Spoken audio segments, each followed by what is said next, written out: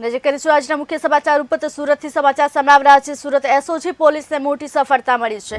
લાલગેટ વિસ્તારમાંથી એમડી ડ્રગ્સનો જથ્થો ઝડપાયો છે।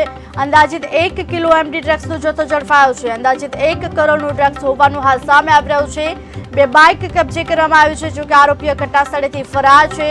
આરોપીઓને પકડવા માટે પોલીસ દ્વારા ચક્રો ગતિમાન કરવામાં આવ્યા છે। 2 બાઇક કબજે કરવામાં આવી છે। આરોપીઓ ઘટનાસ્થળેથી ફરાર થયા છે।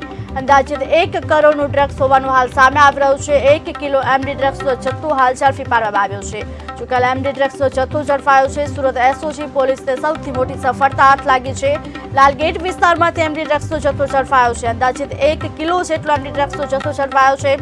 1 કરોડનું ડ્રગ્સ હોવાનું પણ હાલ સામે આવી રહ્યું છે। સમગ્ર ઘટનાને લઈ 2 બાઇક કબજે કરવામાં આવી છે, જો કે આરોપીઓ ઘટના સ્થળેથી ફરાર થયા છે। આરોપીને પકડી પાડવા માટે પોલીસ દ્વારા ચક્રો ગતિમાન કરવામાં આવ્યા છે।